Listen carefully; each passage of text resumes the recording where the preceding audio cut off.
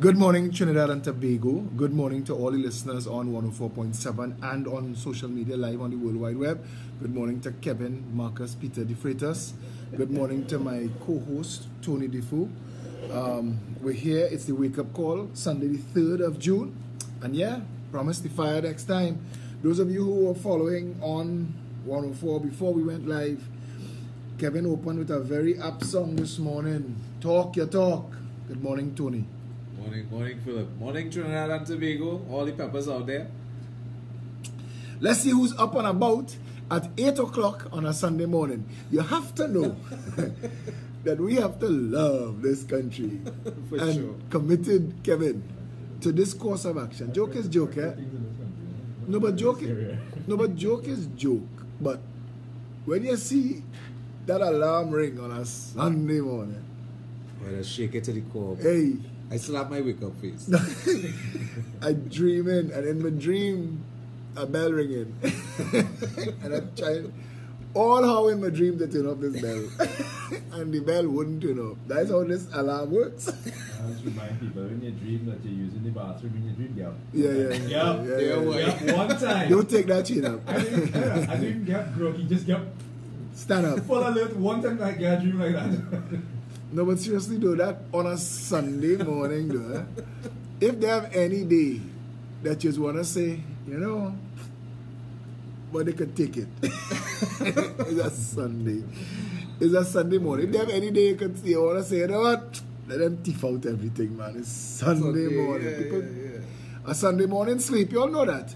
Anyway, to those of you, we lighten up the mood to start. It usually gets very heavy. To those of you following on social media, on the Facebook page, if you could share the video, it would be really, really nice. This morning, we're discussing the issue of, and we will be taking calls, in the second hour, Kevin?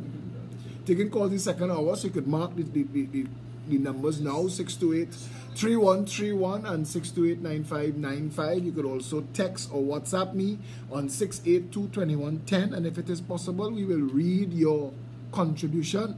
If you do not want your name called on your contribution, crediting you, say so. Generally, we don't. So if you want your name called and credited, say so as well. But if you deliberately want your name not called, you need to say don't. Going forward though, the question we're asking, and I really want to ask this question: is Trinidad and Tobago a real democracy? And I know that we're a democracy on paper, and we are Trinidad and Tobago, the Republic of Trinidad and Tobago. But in a democracy, the majority rule is supposed to apply, and in a democracy, the will of the people is supposed to carry and instruct law. And it has been my experience that does not obtain in Trinidad and Tobago. And I'm asking, and I'm asking from the perspective of actual facts in evidence that we encounter and deal with every single day. And I want to put into the conversation, because it's an issue that needs to be the national conversation, and I want to tie it back to the fact that we're not a democracy, because if we were a democracy, this would have been addressed, because I cannot think of a single human being in Trinidad and Tobago who is happy with this turn of events. And that is this: at some point along our sailing along Trinidad and Tobago, the banking sector was allowed to do as they pleased. Somebody pulled the authority of the state to regulate banking. I don't know who, I don't know when, I don't know how. But at some point, banks stopped paying interest on depositors' funds. Now, if you understand how banking works, it is basically a coming together of the two types of financial stakeholders in the finance world, which are investors and lenders. Putting the two together under one heading, a bank, the people who have equity can put it in the bank and expect to get deposit interest paid on the equity to justify putting it there. And then the bank, in the role of lender, would make that money and all the funds they have available to the market at higher rates of interest than they're paying deposit, because lending interest the difference between lending interest and deposit interest is supposed to be where the bank makes the bulk of its profit. That is the arrangement, and that is supposed to be the terms and conditions under which banking operates in Trinidad and Tobago. But that's changed, and depositors now get practically zero interest. When you tell somebody 0.01% interest, you're playing smart with stupidness. Because even if you're talking $100 million, that's a stupid amount of money based on parking up money in a bank. What has happened instead is that the banks are now charging you fees to house your money. We live in a society where the government has failed to bring crime under control and to manage the social fabric. So crime is a real concern and a necessity in all planning. And I think that more than 75% of the people who leave their money in the bank leave their money in the bank out of fear of being robbed. But somebody made a joke and said you could either walk around with your money and risk being robbed in the street, or you could put your money in the bank and get robbed in air-conditioned comfort. Either way, you're getting robbed. When you put your money in the bank and the bank has to pay you deposit interest, that is a cost of doing business to the bank, and it's a significant cost. And so the bank is pressed to find ways and means to lend that money, and so the financial sector promotes credit. And it promotes credit to a business sector because the biggest user prior to conspicuous consumption-driven credit card, which is a new, even though it sounds like it's pervasive, it's a new thing 40 years, you know. But the real driver of an economy is the credit that the banks have to put into the system to make their profit to cover the cost of paying you the interest on your deposit. Because they don't have that cost of doing business to pay you interest, they don't have any motivation to put that credit into the system. And now, and I'm glad that I have Tony here because Tony is a small businessman and he has multiples of business interests. And the average businessman in Trinidad and Tobago has been reduced to pencil and paper shopkeeper, that cash in is broken apart into operational expenses, retained profit, investment profit, and you cannot grow your business outside of your investment profit. Your retained profit is what you pay yourself from and operate your life and everything else. There's the operational expenses of the business, the recurring expenditure, that don't change, and you can't play with that money because that money has to be there month in, month out to pay rents, light, phone, staff, all of the costs of your doing business.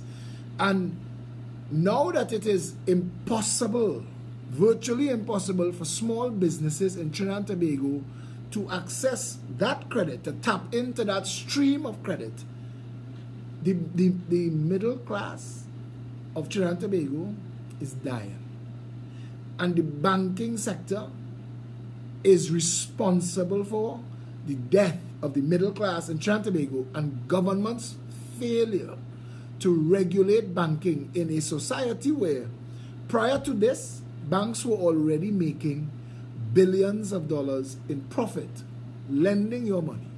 Now that they don't have to lend your money but are charging you onerous, usurious fees to use their banks, they are still making billions of dollars, but now the billions of dollars are being extracted like a casa in a gambling game, and it is not in any way assisting the development of the country. And we have to ask ourselves a critical question. If the government is unaware of their role in the stewardship and management of the economy, and if the banks are allowed to do as they please, every time a transaction takes place in this country, the bank takes a piece. At what point does the pool of money diminish to the point where recession is all but inevitable? Tony, as a small businessman, what has been your experience where banking is concerned? Oh boy. Trinidad, again, well, thank you, welcome, and all that good stuff, Philip. What I would tell you, boy, I am in pain being a small businessman in Trinidad and Tobago. And in fact, I've been forced to even diversify my portfolio so much because every day is not Sunday, as the old saying goes. But in the past, I've had a couple businesses actually crash and burn on me. And it was primarily because I was not able to source support and credit, especially when most of the product, if not all, is coming from abroad. When you have to access US funds and you have the bank capping how much you can use. Like, for example, within the optical field, there's machinery that costs $120,000. There's machinery that costs $50,000, and this is in US dollars. So as a small businessman, I don't have a chest of US currency under my bed. And even if I were to bank US currency that I do have in the bank, when I go to get my own money, it's being told to me how much I can take of my own money. So my question is really and truly, what is the true purpose of banks in the present day? And I agree with you with everything that you just said, because it's factual, and the banks, as well as the present day government, or should I say the governments of the past on the whole, have not done anything to secure, like you say, the small businessman, the medium-sized businessman, because again, it's all about credit, it's all about circulation of funds through the system. And I mean, really and truly, man, Philip, small businessmen suffer in a big way. We could see it, what's happening right in Tobago. Right here locally, many small business people, the biggest woe that they're having is being able to purchase product, especially if that product is coming from outside the country. The reality on the ground is this. Where small business is concerned, small business is supposed to be the greatest driver of the economy. All the development, all the testing of new technologies, everything happens in the middle class, in the small business level. Yeah. That's where it happens. New technology is born and either survives and thrives or dies in what takes place there. Credit does that. And in 2008, some of you might remember, there was the infamous housing bubble collapse in the United States of America, and it sucked all of the credit out of the economy. And Congress was forced to sit uninterrupted. Presidential election race was halted, and everybody turned their attention to one thing: putting credit back into the economy. Because without credit, you cannot drive the business development. In Trinidad and Tobago, I speak to people on a daily basis, and the cry of business people is that the sudden inability to get credit has forced them against the ropes. Foreign exchange is the next serious issue for many small businesses. And we talk small business and we say the term small business. In the United States of America, the entire Ansa Macal group of companies would be a small business. In the United States of America, Carib Brewery would be considered a micro brewery. So you need to understand, when we say small business, we're talking about pretty much the entire catchment. And I look at this as a fact, because understanding government has a role to steward the economy. Central bank has a role. The parliament has a role. And these roles are simple and they're straightforward if you base everything that takes place in this country on the fact that the well-being of every citizen is the function, purpose, and reason for government. Without that purpose, without that reason, without the well-being of the citizens being, and we'll get into that in a minute, because I'll tie everything back to this democracy issue.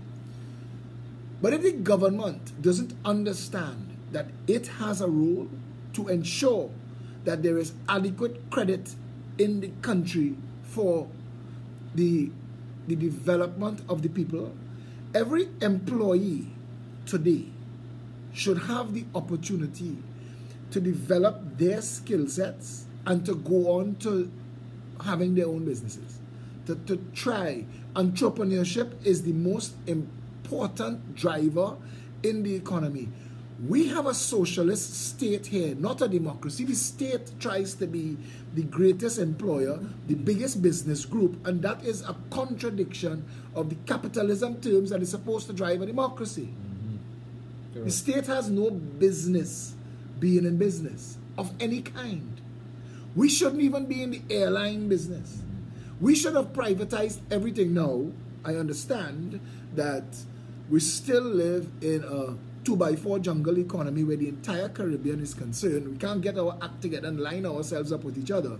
Because if we understood the collective spend of our transportation, the Caribbean would have united a long time ago, and all these Air Caribbean and Caribbean Airlines and British West Indian Airways and all of these things would have been factual and real, but they've never been. They've always been state-owned businesses run by one or two countries, usually Trinidad and Tobago, and they've always been a mess. But we live in a country where there are people of immense talent, ridiculous talent. Trinidadians, when they leave Trinidad and go away, it is hardly likely you find a Trinidadian failing. Yeah, that's so true. A Trinidadian. I haven't met one yet. No. To date, I've met many, countless, hundreds of Trinidadians outside, brother. And everybody's at the top of their game. Because they're driven and they have open opportunity. And I just want to interject one little piece here.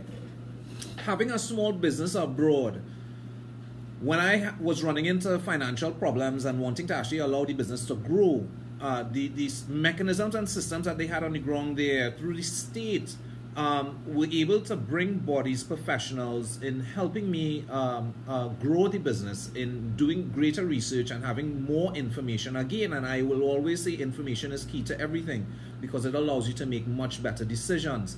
And this is what the state did for me as a small business person aside, because at the end of the day, they want to ensure that the investment that they're going to be giving me, that it's something that's going to bear fruit. They're not going into this to look at failure or to hope for the best. They want to ensure that, excuse me, that the business model works. So they bring people in and they systematically go through things and see what the feasibility testing of that concept is in growth for that business. And once it meets a particular ratio or percentile of success, is where they forge forward. And even if it does not meet the percentile, they still do things in trying to get it up to that standard in order for you to get that investment to grow the business on a whole. Now that is, in my mind, that is the state taking particular interest in small and medium-sized businesses and allowing them to thrive. Because at the end of the day, it's all about taxes, it's all about numbers. And once they're able to empower the population, being able to be taxed because they're in a position to, they're making money. You understand when you say my point? you're giving me plenty avenues at which to come at this. Let's take the tax avenue. Right. The tax avenue is the state says we will function on your behalf. Mm-hmm. Now this is where the state is supposed to do this. The bank actually has, the banking sector has taken over the role of the state. Right. Because the state is supposed to say that we will put on your behalf, acting on in your interest, everything in place for you to be safe and to operate in a functional environment. Mm-hmm. And in exchange, you'll pay us a tax every year for that. That is what the cost of the state doing business is, and that's where they're supposed to get their revenue from. But we've changed all of that, and we've turned all of that on its air. And the failure of the state, when you talk about developed nations, they check their system on the performance of the economy in things like the National Quality of Life Index. I say that in Trinidad and people look at me like, what are you talking about? A Quality of Life Index. Yeah. Trinidadians don't know that they're entitled to have a quality of life, and if they're not getting that the government is to blame. We have a failure to govern at every level in a country that is masquerading as a democracy. It seems to have been set up to fail, and we're coming back to that. But the issue of finance and credit now has created a disparity in the society, because there are people in Trinidad and Tobago with massive potential abilities, skill sets, who cannot access credit. There is no credit. Correct. When you have a business model that is proven, in the United States of America as an example, you launch a technology, investors beat a path to your door. Yes. Because investors know if the technology proves that it can be marketed, then it has profit potential. That's right. And if they invest with you for a piece of that profit, they get to share in your glory. Exactly. So your responsibility was to create this technology or whatever it is, and their job is to come and say, okay, you have the ability to make 100 of these. I could finance you to make 1 million of these. The market could take 1 million of these. If you're making 100 of them and they have $1 profit in them, if we make 1 million of them and the market will pay and the same dollar exists, I'll take 21 cents. I'll get back my money and I'll take 21 cents out of the profit. Right. So you will keep 69, 79 cents for your business, and they've taken you now to a world where you can actually be a functional business. When you look at things like Shark Tank, that show, Shark Tank shows you how business, a crucible for developing business, how it happens, and the questions that investors ask. Right. Because investors have one rule. Investors want profit. Investors want return on investment, ROI. And they're going to ask you questions geared towards understanding what it is, the nature of your business, and the market.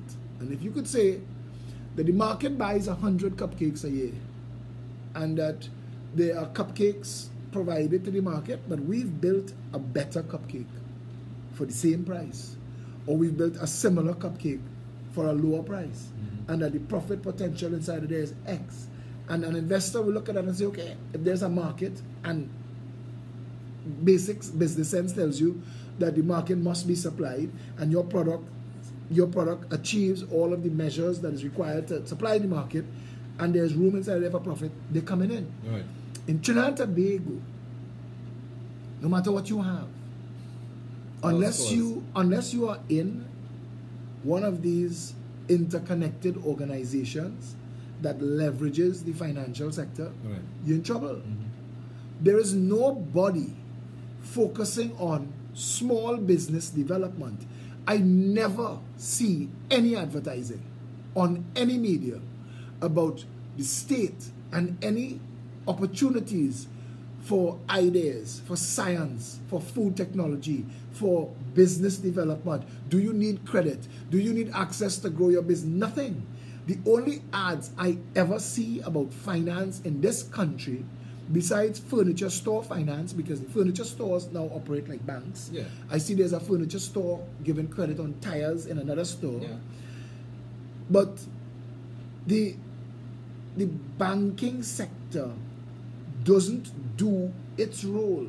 So the business sector and the small business sector that wants to develop has nowhere to turn. They have nowhere to go. And the flip side of that is there seems to be a sector of society that has no problem accessing credit. There are some businesses in Trinidad and Tobago that grow exponentially. Yeah. And the question I keep asking is, how did they get that credit? Correct. Because the average business person in Trinidad and Tobago, proven concept, waiting to develop, and I was going to say just now, the only finance I hear advertising is Island Finance at Carnival time. Come and indebt yourself. Yeah. And Christmas, yeah. But mostly Carnival. Yeah. Mostly Carnival, because Island Finance have broken off our niche for themselves, the Trinidadians. And don't get this wrong, but we're so foolish that we will indebt ourselves for a year for a 2-day run. Yeah. For a 2-day run. Just a grind on something there Let me for 2 tell you- days, but- 48 hours, and But that is an absence of leadership. And if the well-being of the citizenry is the function and purpose and reason for government, and government is not ensuring that there are opportunities for people to develop, we treat our people in Trinidad and Tobago like slaves. We treat them like mindless drones. We don't seek to develop them. And I have a friend, Denzi Shepherd. Denzi and her husband, Dean, and their kids left Trinidad. When they talk about the brain drain, Denzi and Dean represents the brain drain. Dean and his wife and their kids went to the States, I think, to live. Yes, it's the States they're in. And Dean went to work in the industry that he is familiar with, and following him on Facebook, he follows me.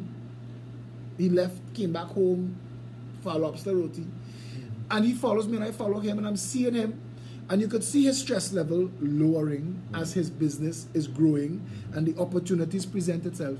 But while he's doing that, his wife launched a magazine. She launched a magazine with her daughter, with her eldest daughter. And they launched a magazine that was in quick time able to access everything that it needed to go statewide, and then it was on the news. Wow. And then it was on the national news. And she was referred to as a mother from the state. I think it was Michigan or whatever the state is. I can't remember. But the news people are referring to her as a mother from this state a year before she was in Trinidad. And Trinidad is not getting credit. Trinidad is not being mentioned because every human's potential is their potential no matter where you drop them on planet Earth. Right. The only way Trinidad could have claimed her is if Trinidad had supported her. But Trinidad did not. That's right. Trinidad did not make it possible for her husband to properly be able to operate his business and run his family so that his wife and his daughter could expand into spheres of their interests and develop themselves. That's right. And we see that all the time. A Trinidadian went to Canada. A Trinidadian who, when he was in Trinidad, was a waiter in a restaurant, took his family and went to Canada. And in quick time, invented the automatic one-ton folder. A Trinidadian just invented that. Imagine that. And investors beat a path to his door. Yeah. Because you're inventing a way to automatically fold a one-ton. That was before humans. Yeah. You needed humans and Yeah. salaries. Now, you've just taken one cost of business out of the business.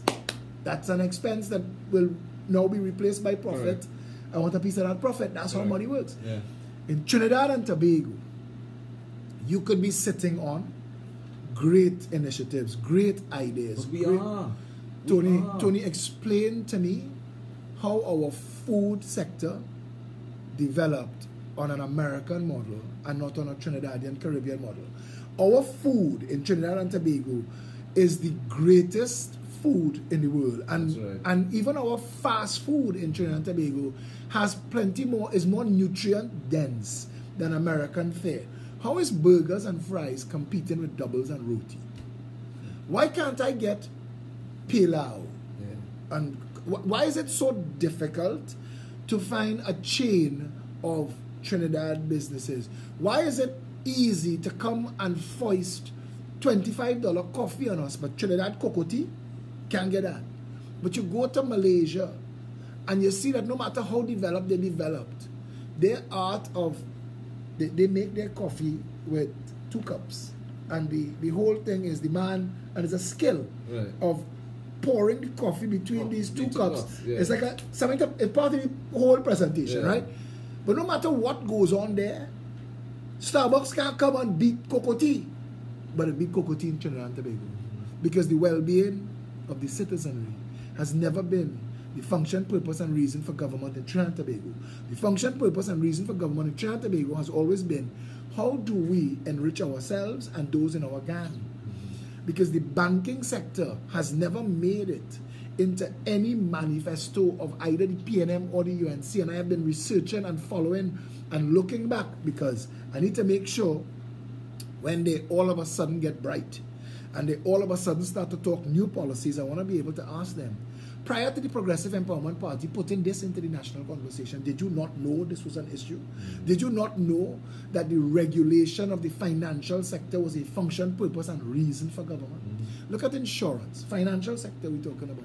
Insurance companies routinely go out of business when their debt burden gets too high. That means an insurance is a promise to pay. That's right. That's what it is. It's a promise to pay. You give me, based on risk, you give me money every month or year or whatever it takes. And there's a calculated risk that so many people will get in so many accidents, so there's a profit potential there. But we live in a country where the financial sector is not regulated, so that there is no guarantee that when it is your turn to claim, the same insurance company that you've been dealing with will answer the call and pay. Which I've dealt with that personally, but I would not go deeper into it. But the Progressive Empowerment Party says that the financial sector has to be regulated, Yes. that the people have rights, that you need to put into the system protections for the people. That's right. That if you have a paid up insurance policy and then you get into an accident or you get critically ill, and this is time now for you to claim on that insurance policy, that there is a time frame within the insurance company has to pay you. Say 3 months. 3 months. We will give you 3 months from receiving an official claim from a paid up customer. You're insured. Your client has run into us. You see, we treat people who make an insurance claim like the China thing. Yeah. That's what it reached in Trinidad and Tobago. Everything is a hustle and everything is a crime. And it's easy to shame and blame. But you have to look at the breakdown in the financial sector. It should be a law. There should be systems in place that guarantee that should you run into trouble and need now to claim on the insurance that you've been dutifully and duly paying towards, they have 3 months within which to double check all of the numbers and all of the terms and all of the conditions of the insurance policy. And if they do not settle that claim, they have to take you to court for fraud. Because that's the only thing that they could say, that you as my client are trying to commit fraud. Right. So I'm taking you to court. And we want a dedicated court to hear all claims of insurance fraud. Because we want to make it so that those claims happen expeditiously. Right. The next 3 months. It shouldn't take longer than that. Right. It's a simple transaction. I have been paying my insurance premiums every month, every year, whatever. And this is the terms of the insurance. And this is what happened, and this is the claim. That is easy to adjudicate on, and it shouldn't take more than 3 months. Correct. So within 6 months of your claim, a judge is supposed to be able to say that this claim was fraud. Nullify the claim. But if it's not fraud, and the judge knows that the insurance company, because insurance companies waste your time and go to court and stretch it out for 5 years, because in the investment world, money doubles in 8 years. Yeah. Money doubles. So if I'm owing you and I could stretch it for 8 years and I sit that money down, it could make money on its money. I could pay you and still not lose you. But they don't care that 8 years could put you in serious trouble. If that vehicle that you're driving, that claim is critical to your business development, and that business development is the operation of your family, they just broke you down by breaking the terms of the... I want a judge, and I want this to be law, that if the judge realizes that the insurance company is trying a fast one, that they could, in that, they could stipulate that the company pay you up to 10 times the original claim. Because it must be shown that the well-being and the protection and the safety of the citizen is the function and purpose of all institutions of state. Correct. And institutions of state must be set up in a way that people who serve the people understand that you have a role and a responsibility for which you will make profit, but you also have to honor the terms and conditions that you deal with your clients. That's not happening in Trinidad and Tobago now. Trinidadians and Tobagonians have no one to turn to. That's right. There is nobody to go to and say, this is happening. You hear people say, well, sue me. The cost of a lawyer and the aggravation of court, our court systems fail the people. Yeah. A civil matter could drag on for years, a Yes. decade. And you have to look at all of that. Unnecessary taken. You wonder how these people really was bad. How do they have a certificate to practice law? But the entire thing seems set up to fail from the top down.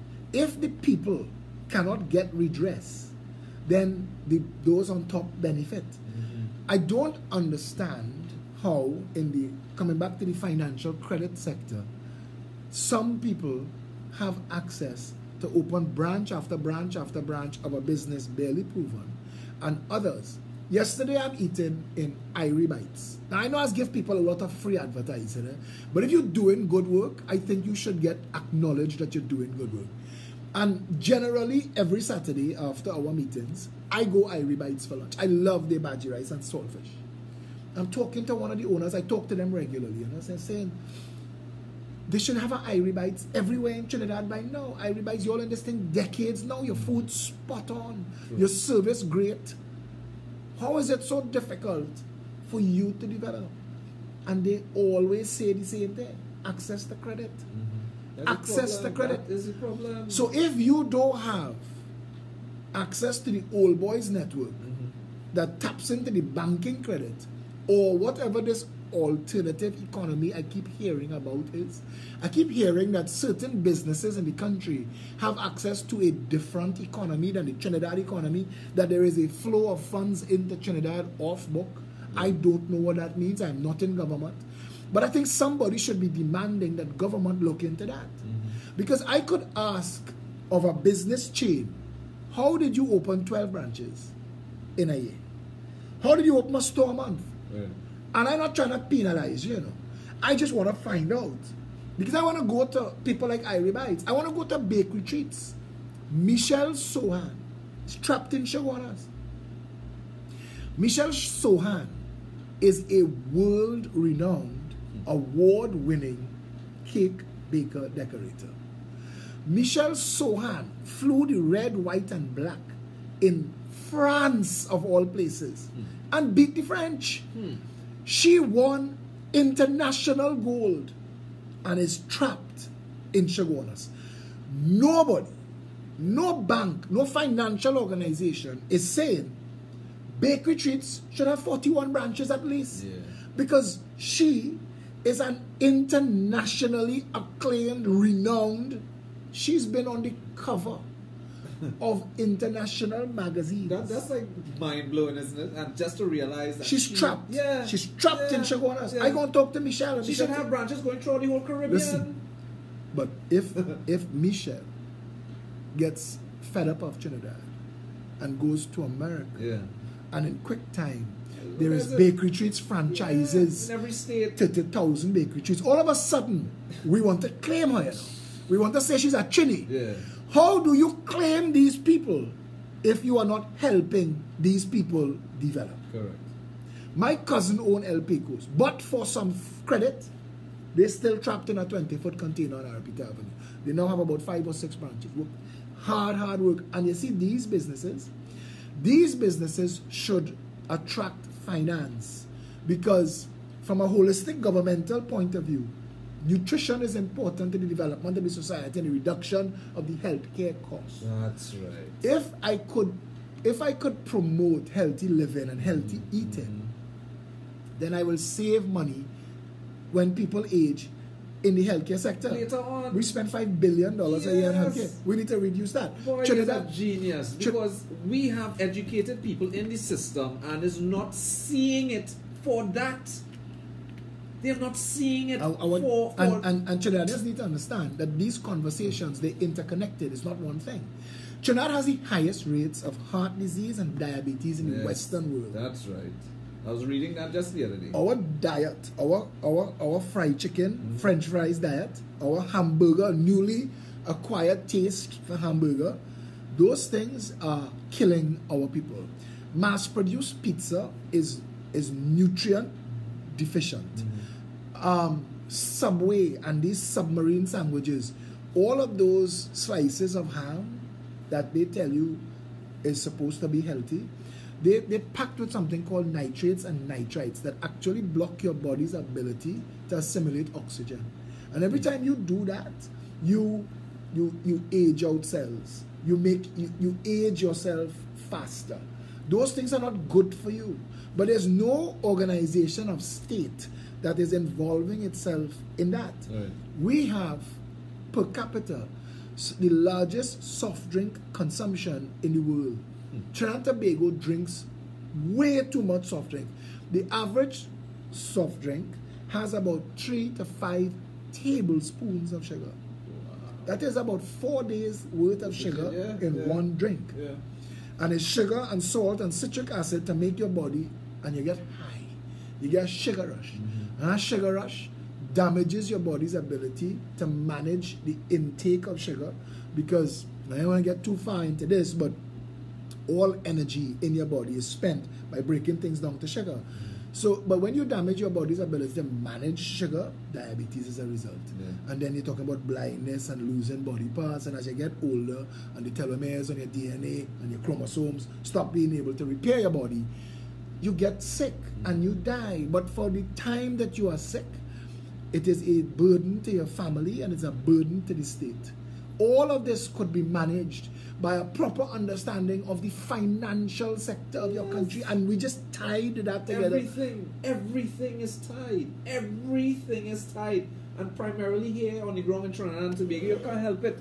But no matter which direction you go and what issue you want to stand and have a discussion about, you will always go back into other areas because it's all tied. It's all tied. Everything needs to be addressed in a holistic manner, and we have to go into areas that is deficient. We need to address these areas. For example, when you're talking about economy, you're talking about a nation.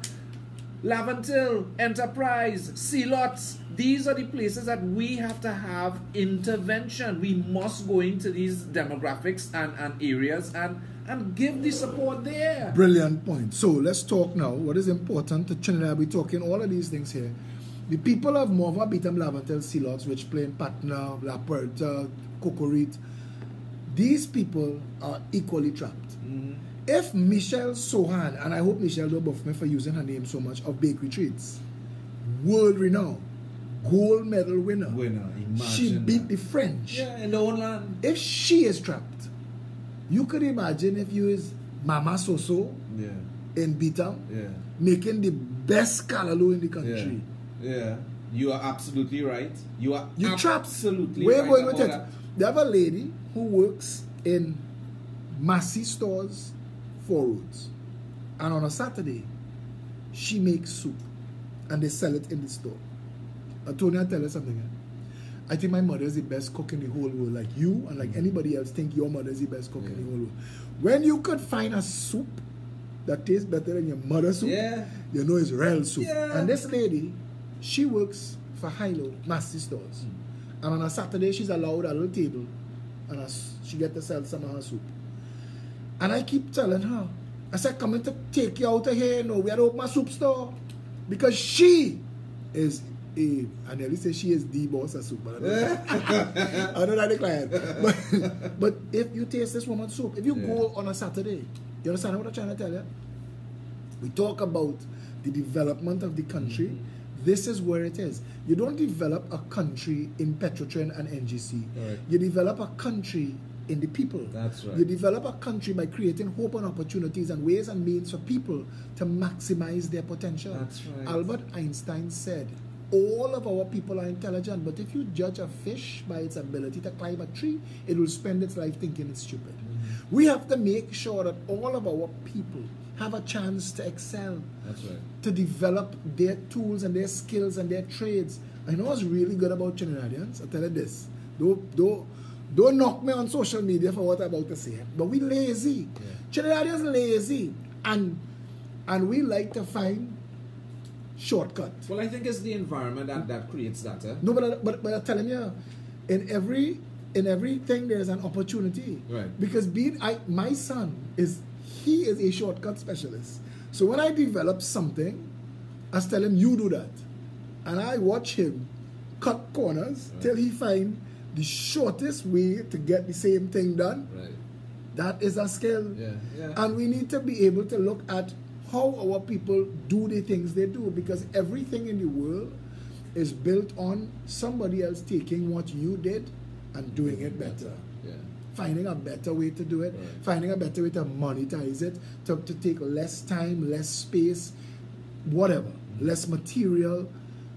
We as a country have never had a government that looked at the country from a people up perspective.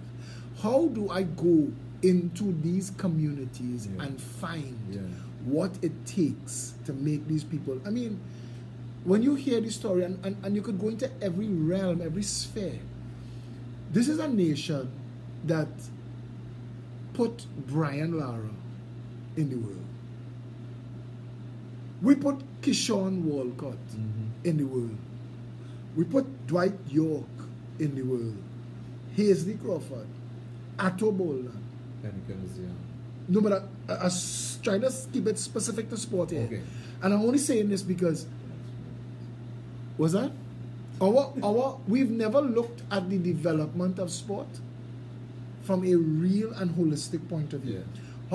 How many national stadia, I think that's plural, but Trinidadians say stadiums. How many national stadiums do we have? 6 now. They just built one in Diego Martin. Kevin, it was open.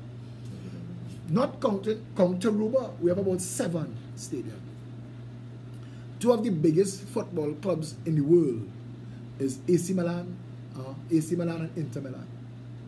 AC Milan and Inter Milan share one stadium. You understand that? They share one stadium. In London, there are about 7 clubs. Big football clubs. They have massive clubs, but they're all big.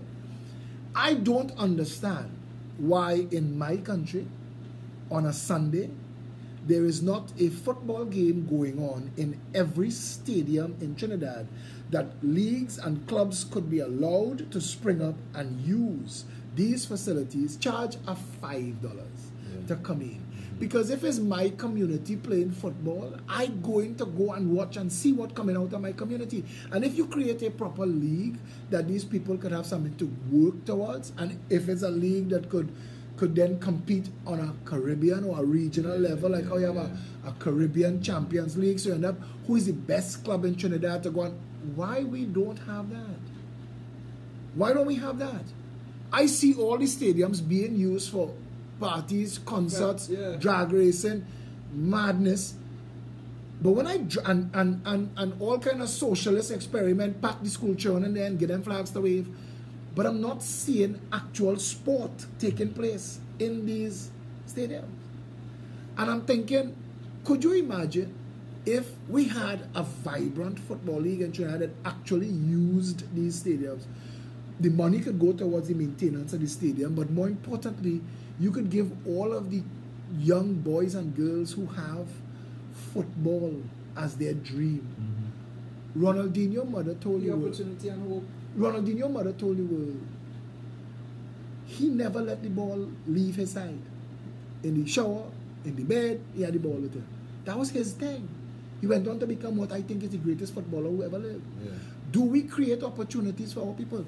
Look at the length of time it has taken for us to have a conversation about Brian Lara Cricket Academy. And that was used as a stunt to steal $1.2 billion in Taruba. Because the Brian Lara Cricket Academy is practically nothing. But why didn't we leverage Brian Lara and develop cricket in Trinidad and Tobago to produce more Brian Lara? Yes. At one point, Dwight York was the most expensive footballer on planet Earth. A little boy who, when he was in Tobago, his coach had to sponsor his football boots because Dwight didn't have football boots. Understand, we as a nation do not understand that the well-being of Dwight York when he was a little boy and all the other Dwight Yorks are the reason, purpose, and function of government. It's not just healthcare, It's not just education. There are a lot of other things that the government is responsible for the state. And when we come into the second hour, it's about 9 minutes away, I want to break down that whole social contract for you so people understand how you arrive at that statement. Because when people finally grasp that the purpose of parliament, the purpose of cabinet, the purpose of government is to seek their interests, they will start to take their politics a little more seriously. They will start to take their role and responsibility in this democracy a little more seriously. Because they will understand that, bro, I have hired you as the fireman in my community in case I have an emergency. I pay you every day, just in case I have a fire. When or should I have a fire, I expect you to come in quick time. I pay the ambulance service in case of emergency. Correct. Healthcare, triage, accident and emergency, in case of emergency, casualty department, the medical sector, public health. I pay that out of my money because the treasury belongs to me. It belongs to you. It belongs to Dwight York and Brian Lara and the homeless guy that I saw sitting down outside Scotiabank, Western Main Road, when I was driving here this morning. The treasury belongs to him. We live in a country where the people don't grasp that, and the government goes out of its way to distract us with foolishness. That's it. That's the name of the game. People get caught up in nonsense. Yes. The media takes you down. This little girl with her hijab problem, that's a footnote. That's in other news. And Moses who interfered with these friends. Which Moses?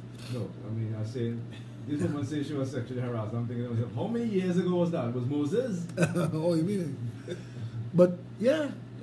But the truth of the matter is, that hijab issue had stakeholders who, Hindu, Muslim, Ministry of Education, those three, put them in a room, sort that crap out. That's not national issues. That's not to distract from the major critical issues that the average person cannot access. Water. Water. Something as simple as water. There are things now that exist in the world called water makers that literally make water out of the air. Out of the air, yeah. We've been, the desalination has been perfected to the point that there are solar power desalination plants plug and play. Yeah. Literally plug and play. You don't worry about it again. Like I go over trade bear till you chop it down. How is it possible that we've spent enough money on WASA to run pipe around this earth twice and we still can't get water in people's homes? So 100% of the citizens. And that's real. Just 2 days ago, for the couple of holidays down in Cedar side, people were complaining about that. Not being able to access clean water, and sometimes when they get the water, it's brown and like coffee. So again, what it is really going on? What is this administration doing? What is the systems that be? What are they doing? They are there to ensure certain things are running efficiently. So I mean, again, to present day, 50 plus years, the country has just gone to hell. These people who are in office are just doing what the heck they want to do. And again, like we had that discussion a couple of weeks ago, I believe right here, with not being able to give the population, where media is concerned, the information that they need to make the better decisions, to actually put actual news in the public space for the population to be clear. Look at the issue of water. You go to every supermarket, every gas station, every parlor this morning. Go in every one of them. Yeah, I'm willing to bet you they have bottled water in a fridge and other Of shelves. course. Where that water come from? There. Where water come from? Trinidad. That's Trinidad water. That's right. It's Trinidad water that was purified and bottled. An easier process. Ask any bottling company in the world, they will tell you, if I could pipe it straight to your house and charge you for that, that is the real business model. We already have that. We already have that, or supposed to. There is a reason WASA doesn't work. Because as long as WASA doesn't work, shock doctrine will allow governments to continue to spend stupid money like Mosquito Creek. Yeah. Mosquito Creek, before Junior Sammy even get the contract boxed up.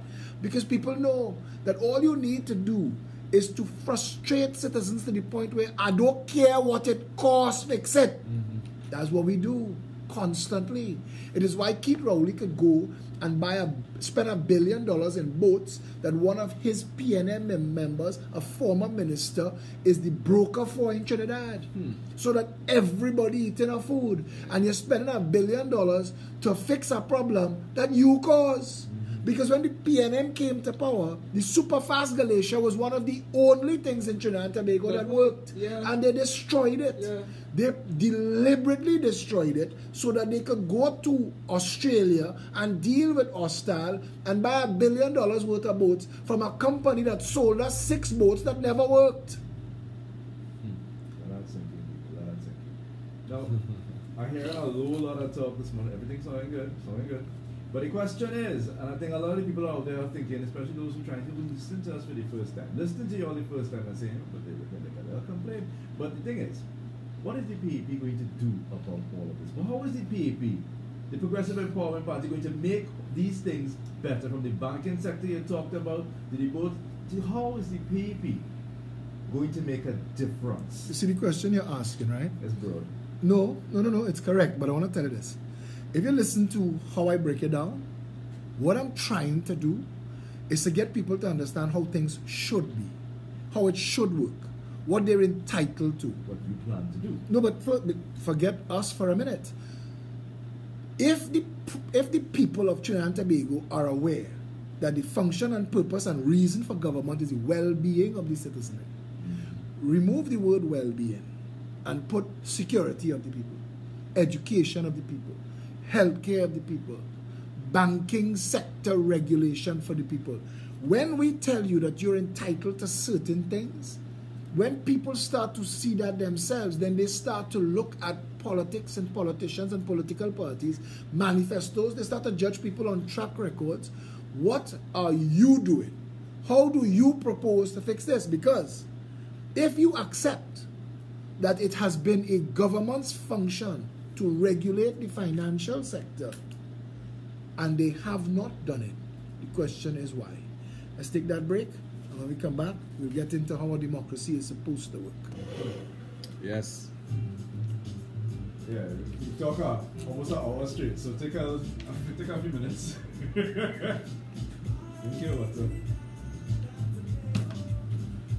Because when people listen to this, people want to know what's going on. I can see them who are on the fence wondering, so what are you going to do? They want me to vote for my red or my yellow? I mean, what do you want me to do? How are you going to fix it? At first, the first thing I want them to understand is that there is a way it's supposed to work. They know how people is coming. What are you going to do for me? That's what they're hitting there. What are you going to do for me? Well, we're talking about putting things in place that change it from the ground up. We're talking about putting systems in place that operate the country for the well-being of the citizenry. That's right. And when people understand that if you build an education sector based on the well-being of these children in school, then that delivers. If that is the goal, objective, and purpose of your education sector, if the performance of every child and every teacher in the education sector is the driving force behind what you do, then your budgets have to line up with that. And all of a sudden people understand. If you're spending $5 billion, you give me that in line items. You tell me why I'm spending $5 billion. They want to see it in line items, what you plan. Once they understand. They want to see it follow through on it. Correct. But you need to get them to understand all the pieces, how they work together. Yeah, it's not just about shoving it down their throats and saying, all right, this is what we're going to do and that's what it is. No, we have to empower the people with the proper They've information. got too many promises. Yeah. It's easy for me to sit down here and say, we will do this and we will do that. Exactly. I want to break it down to nuts and bolts. I want Trinidadians to understand the financial sector, the healthcare sector, public education, food production, flooding, water management. Save some for the online, for the listeners on the radio. Save some. Get them a time check and let's go back in. No time check. I mean, I can tell them the time. I'll tell them the time. What's the name of your company? Which? Boddington Optical. What? Which Time one? check. What are you talking about? You want to give a time check and call in the company, your company. Yeah, Boddington and Associates Optical.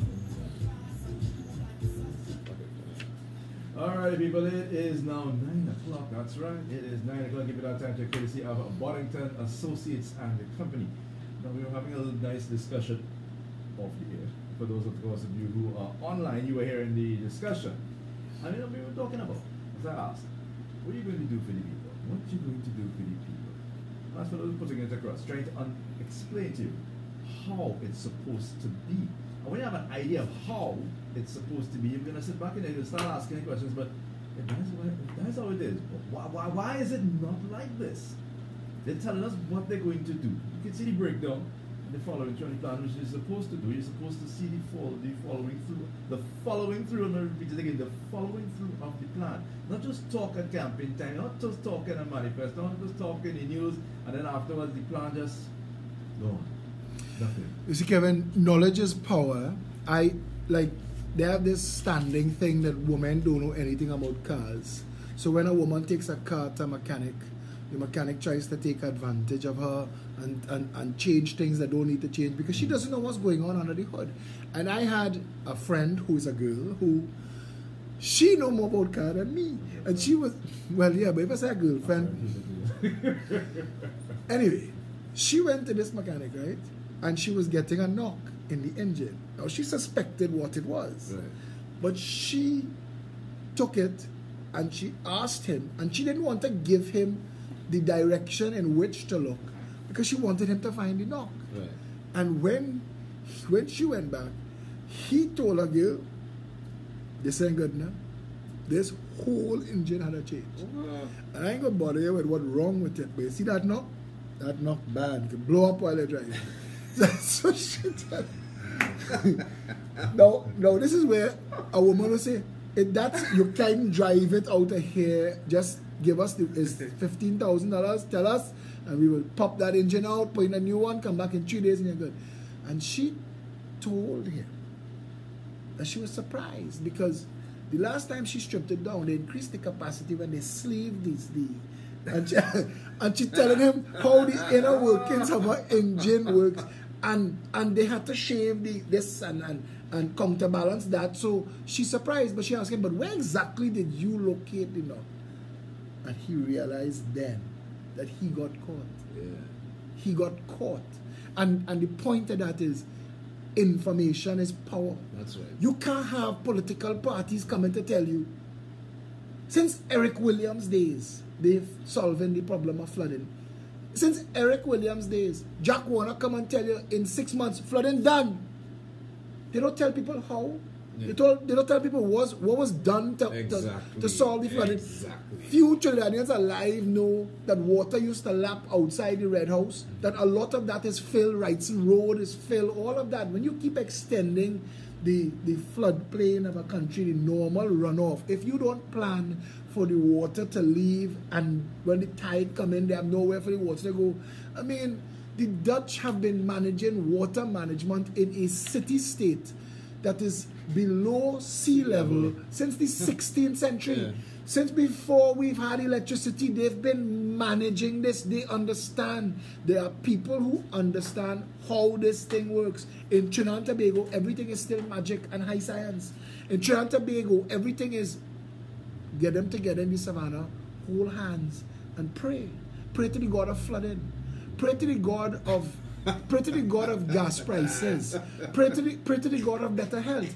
Because nobody really wants to take the time to educate the population that a diversified economy. Look at what the IMF just told Trinidad again. Yeah.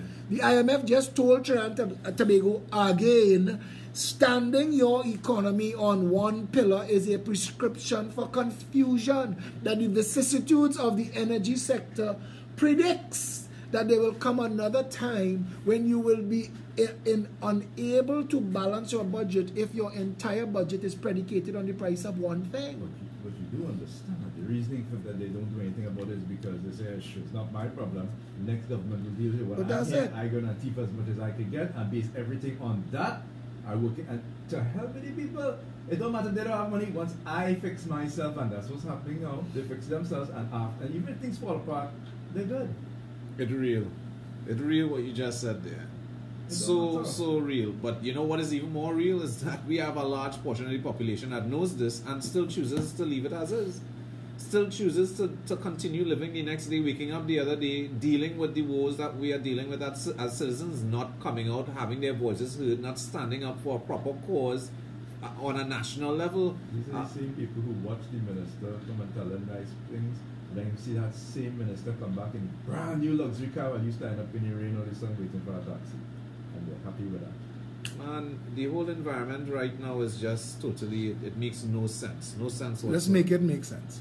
Yes. From the moment you're born in Trinidad and Tobago, you become a shareholder in corporate Trinidad and Tobago. Mm-hmm. From the moment you're born, the fort in Tobago is yours. From the moment you're born, the port is yours. Cumberland Hill is yours. Maracas Beach is yours. From the moment you are born as a Trinidadian and a Tobagonian, Palatuve, all of it is yours. And I'm saying it so Trinidadians understand that all of the oil and all the gas in the ground is yours. The pitch in the pitch lake, all of it from end to end, and as unfathomable as the depth is, all of it is yours. From the moment you're born, all of Trinidad and Tobago is yours. All of the people together, we own all of it together. Everything, every deal, every transaction, every check, every collection of every tax, we own all of it. It is our own. And then we hire a committee. We hire a team on behalf of 1.4 million of us and say, listen, we have between $60 and $125 billion income a year. And we want to operate the country. We will call you Parliament. We will divide ourselves into 41 groups to make it easier. Because it's easier for one person to talk to 35,000 people as it's a one person to talk to 1,000,004. So 41 groups of 35,000 people will send a representative each. So that each chunk of the country, each area of the country, somebody will be there saying, hey, what are we planning? Let's not forget, they have mosquitoes in Glencoe, and they have crime in La Joqueta, and they have flooding in Caroni, and we need jobs, so that everybody is represented. That is why we will call it the House of Representatives. And what speaks that into being is the Representation of the People Act. That is what the Parliament is. The Parliament's role is to represent the people, nothing else. That's the Parliament's job. We've overlaid a legislature on it, but we don't have to. The Parliament's job don't have to be to write laws. When we copied and pasted Westminster to Trinidad, we did bullshit. Trinidad is a dot. We have central government, local government, Senate, House of Representatives, a president and a prime minister. Trinidad have so much government, we don't know what to do with it. People overlap and cross each other. You know the old joke, everybody thought somebody would do it, so nobody did it. Yeah. That's Trinidad. Yeah. There are 5 different agencies in Trinidad responsible for flooding. 5. That's why we flood. Because nobody knows whose job it is. I tell people, the police service is laid out on maps. 7 divisions. Regional corporations is laid out on the map. 16 corporations. Regional health authorities, the health sector is laid out 4 regional health authorities. And then the country is broken up in 41 constituencies. None of those things match. Yeah. So we could never operate the country seamlessly because the system is designed to fail from the start. There you go. Local government exists in countries where you've taken the representative from your community and sent him as far away as London. And he's in London. So he can't look after what he has to look after on the ground. So they will create a local government that will liaise with him and liaise with them and deal with the mundane, the clothesline ordinance, moving the trash, making sure there's water, and the traffic moves along swimmingly. We don't have that in Trinidad and Tobago. I have written 16 regional corporations in Trinidad and Tobago, the CEOs of all. I'm proving to Trinidad and Tobago how somebody who is not in government could operate government. I've asked all the chief executive officers who are drawing a salary, does Kiss Baking Company, selling as Quelo Baking Industries on the side of the road, and the highway, and the streets, and what have you given them permission to vend in the constituency, in the community? Because according to the Municipal Corporations Act, it is you who have responsibility for vending and the managing of illegal vending in the country. So there are 16 of you, and I have written all. And all of them are realizing that they get caught not doing their jobs. 4 so far have copied my letter to the head of the municipal police to investigate Kiss Baking Company. I'll ask you something. A Kiss bread seller stands up outside Queen's Hall and sells every day. That is your whole investigation. Is he there? Yes. Does he have permission to be there from the corporation? No. Pick up the bread, move there. That's the job. But it's going to take them the next 4 to 6 weeks. Because they think that I am the average Trinbagonian.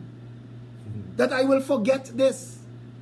But I will not stop until you move Kiss from illegally vending and charge that company for every single day that they vended illegally at every point.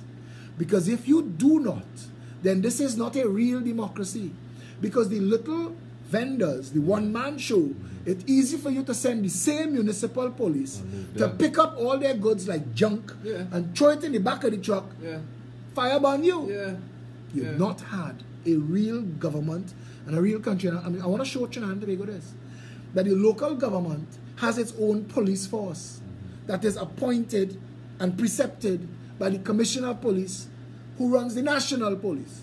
And we have two sets of police that can't deal with one baking company that portrays itself as the largest commercial baking company in the Caribbean, is a member of the Trinidad and Tobago Manufacturers Association and Chambers of Commerce, and has built its business model on breaking the freaking law. None of these people that they put on the side of the road that they call entrepreneurs are entrepreneurs. None of them work for KISS. None of them have an investment in what they're selling. They are all daily paid hucksters. That's what it's called in the Municipal Corporations Act. They are hired by the day and paid by the day to stand up and breathe in emphysema and angina and asthma causing carbon monoxide for 8 to 10 hours, because you put them in high traffic locations, so they're standing up there breathing that car smoke in that high density area. You've put them at risk. There is nothing to protect them from the elements. They have nowhere for them to go to the bathroom, but they engage it in food transactions. Where is the Ministry of Health? Where is OSHA? Where is local government? Where is national government? Where is the Trinidad and Tobago Chamber of Commerce, who opens his mouth on every single issue in the country but not dealing with this? Where is the Trinidad and Tobago Manufacturers Association that talks about their standards and their rules? How does this not apply to KISS? Because they're providing jobs to the youths. That's why they get So, and I am willing to accept that. You're But providing jobs to the youth. if you are going to let anarchy reign, let it rain hard. Let every bakery that is now paying a rent and security and staff and lights and commercial rates for everything in their bakery, let them shut down their bakeries, go home in your private kitchen, bake your stuff, and come and stand up next to KISS. Yes. Because I want to tell you something. That is the whole purpose of this entrepreneur nonsense.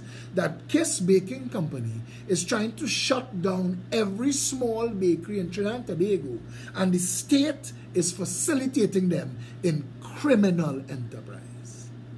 Right now, not one chief executive officer or head of any municipal police department could tell me who gives KISS Baking Company the permission to continue to flout the law. And if they don't move them this Monday, then each CEO and each head of the municipal corporation police should be fired for failing to do their one job. Come back to this. You ask, what does the Progressive Empowerment Party say it will do? If we tell you that the current police service, regional health authority, the local government and the constituencies don't line up, we say abolish local government, abolish the regional health authorities, and change the way the police service does business. We propose something called, because you understand, we went to explaining representation of the people, Right. that there are 41 groups in the country. We call them constituencies. We've organized them, and we organize them by numbers of people. Mayaro had to be a massive constituency to have the 35,000 people. Mayaro as a constituency could hold the 8 constituencies in the West for land. Diego Martin, West, East, Northeast, Central, St. Anne's, Aranguez, all of those. You could pick all of those up and rest them in Mayaro and have room to spare. So it's not land mass. It's not square footage. It's people. Right. It's representation of the people. We suggest, understanding that we already have this as a working map that breaks the nation down into the groups that form the parliament, let's work with that model. And we propose something called a constituency board of supervisors that replaces local government, regional health authority, the police service as set up now. And a constituency board of supervisors, each constituency would have a supervisor of public works, public utilities, health, education, and security. Now, for Diego Martin West, there is a person responsible for the security of all the people in Diego Martin West. All police, all army personnel, anything that is law enforcement in Diego Martin West answers to the supervisor of security in Diego Martin West. That person is responsible for the security of all the people in Diego Martin West, the function and purpose and reason for government. The health supervisor, all public health facilities, all ambulances come under the health supervisor. That person's role and responsibility is the health and well-being of the 35,000 people under their jurisdiction in that constituency. Public works is the best of all, because public works now allows the power of government to drill right down to the citizenry. We could write as law that no public works, development, or maintenance can be done by any organization or person who does not first reside in that constituency. So you will make sure no more overnight Junior Sammys and Ish Galbaran Singhs and Northern Construction, no more SIS and Calco, no more. All of us, no more Kusals. There can't be these overnight national success stories. What you must have is 41 constituencies where the people of those constituencies are given first option for all work that's done in those constituencies. Wonderful. That is what we're talking about.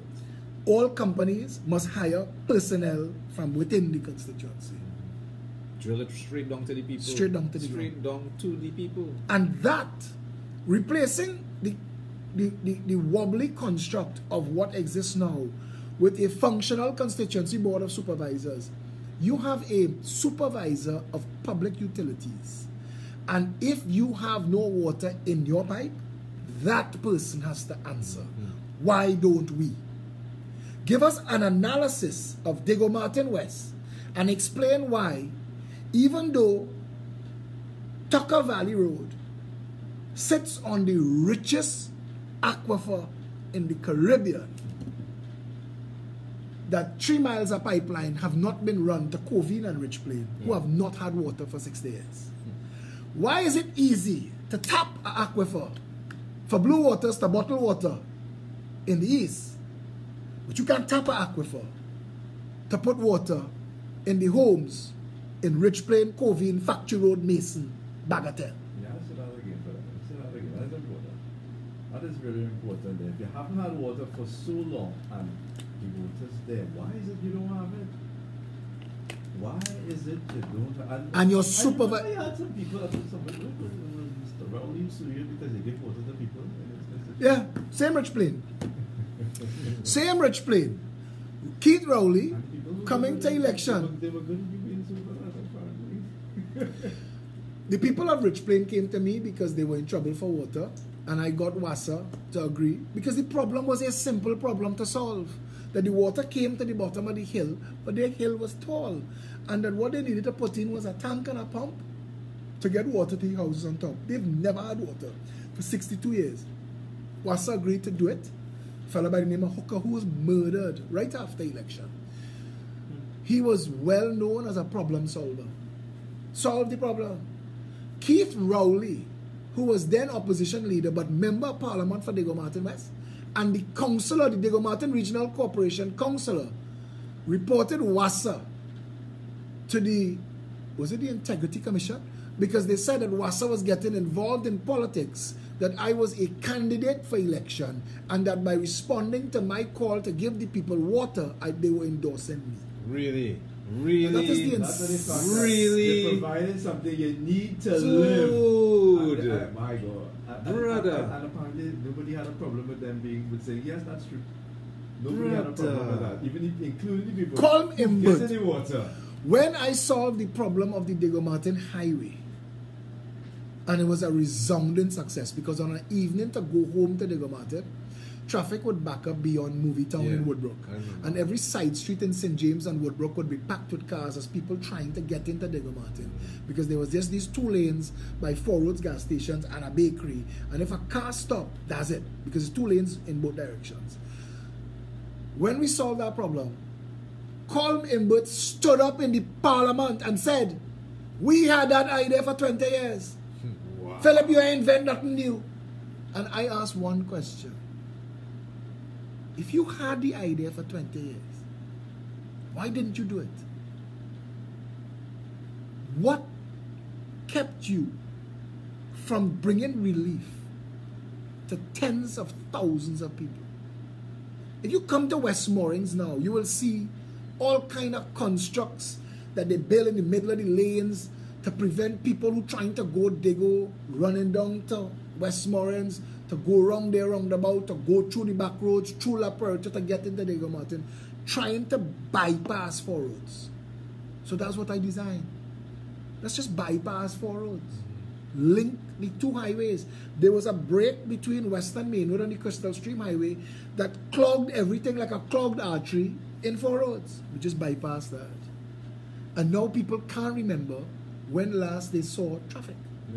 Because you just go straight home.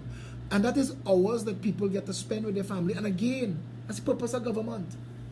If you are living in Diego Martin West, there is under a Progressive Empowerment Party government, there would be a supervisor for public works. His job is the timing on the traffic lights.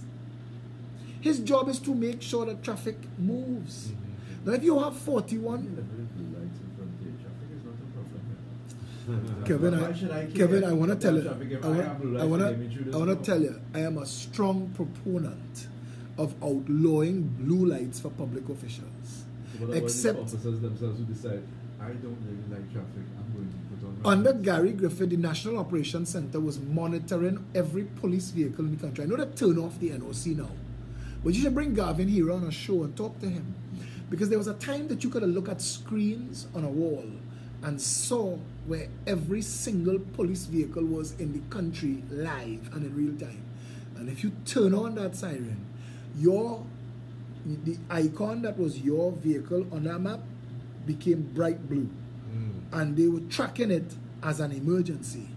So if it moved 2 miles and stopped being bright blue and there was no report, you could follow, excuse me, vehicle E19. What was your emergency 6 minutes ago that caused you to turn on your lights and siren? Because somebody is monitoring you. So you can't, we had that. We have that. They just don't use it.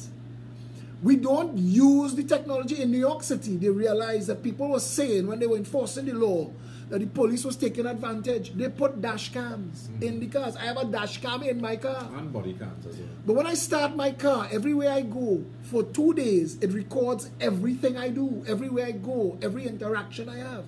The dash cams that were put in the cars in New York City, in the police cars, the police officer had no control of the dash cam. And they made it a rule. If you stop somebody, you have to stop in a way that everything takes place in front of the camera. If you do it outside of the camera's view and they accuse you of any corruption or any abuse, you're on your own. The camera protects the police officer and it protects the police service from frivolous complaints. What that meant was, because the police officer had no control over the data in that camera, that the shift supervisor at the end of the shift, his responsibility is to download all of the data. The police officer can't turn it on or off. What started happening was, all of a sudden, you pull over Charlie Sheen. And Charlie get out. It would normally be, oh gosh, I didn't know it was you, Charlie. Sign my autograph, say hi to the family and go. No, you and Charlie live on camera. Mr. Sheen, sir, I need to check your blood alcohol. Because you're live on camera. And your job in the police service is not fan worship for Charlie Sheen or for Barack Obama or whoever you just pulled over. And then all of a sudden, you started to get all of these news items of all of these public celebrities getting charged. Because the police officers had no choice but to treat all the people the same way. And it's so simple to fix all these things. In Trinidad it is. But the technology exists and it's so simple. Like you say, we're a dot, bro. We don't have enough people here to say that we have any major problems or should be having major problems. We're 3 minutes away from opening the phone lines. Anybody who would like to call in, 628-9595, 628-3131. We're talking democracy. We're talking how the country should work and how it should be operated. And you have a chance to weigh in on what takes place in your country. Tony, just by fixing small things, this country works well. There should be an accountability. Right now, there should be a hearing. Right now. When Keith Rowley comes back, he should be brought before Parliament and made to answer for the entire transaction, the $1 billion boats. And somebody from Austal should be brought here. Because in the States and Australia and Canada, corruption is not the same as here. That is why the people who were in corruption with Ish and Steve on the airport went to jail. Because when they crossed into United States economy with their corruption money, it became a criminal enterprise in America. And those people... I believe that's a federal offense. Those people went to jail. Yeah.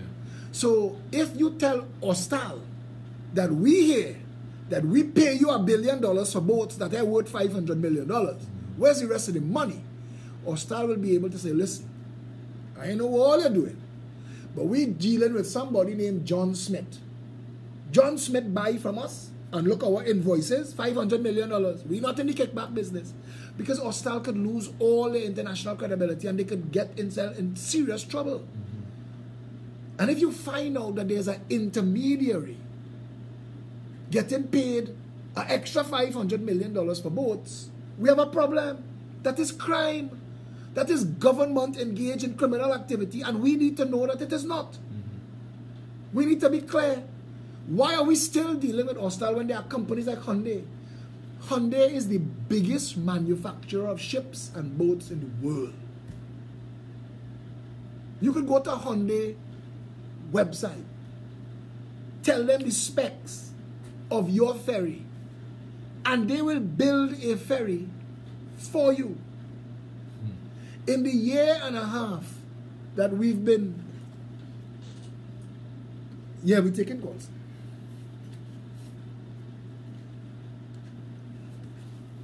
Yes, good morning to you.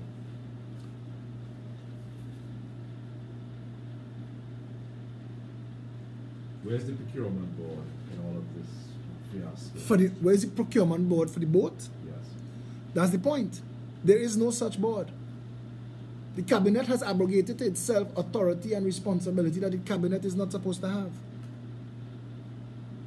We were asking that, so he went on. That's the reality. Spent how much money on boats and where was the procurement for this? No cap tender, no nothing that he just spend there. But you can't pick up $1 billion and spend it. You can't pick up $3 million and say Maxi Coffee is my partner. That even though legally Maxi Coffee as a member of parliament or a minister is not entitled to international finance paying his healthcare bill, I will pick up $3 million out of the treasury and pay Maxi Coffee. The Prime Minister committed a crime. That is an illegal act.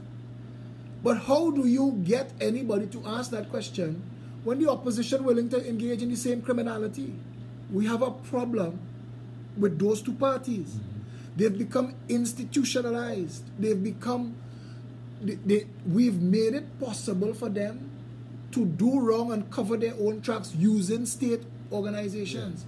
I want to go back to that issue with Hyundai and the ferries. Because moving people on ferries is not new science. We've been doing this. Hyundai put out, when some organization challenged Hyundai for their dominance in the shipbuilding industry, Hyundai put out this video and it went viral because Hyundai sells ships like supermarket sells concours, and they have shipping ships. They have ships that built to hold other ships, that you could put 2 ships, massive ships, on a ship and sail that ship. Hyundai put out a video of a massive floating device, and it said, this is a shipping ships. You understand what we're talking about? Yeah. So these people can sail a ship that is carrying multiple of ships that they themselves are holding multiples of ships. So you know the size of what we're talking about, right? Yeah. Trinidad can't buy a ferry. We can't rent, lease, or borrow a ferry. The technology exists in the world to shipping ships, but we can't get a ferry. Your Minister of Finance was rude, disrespectful, arrogant, and narcissistic in his response to a reporter who asked, will the galleon passage be in Trinidad and Tobago by Easter? And he said, I don't know where you're getting your information from, you know, my lady. But on my phone, I pay for an app. It tells me where that boat is at any time. Well, the app failed because the boat ain't reached yet.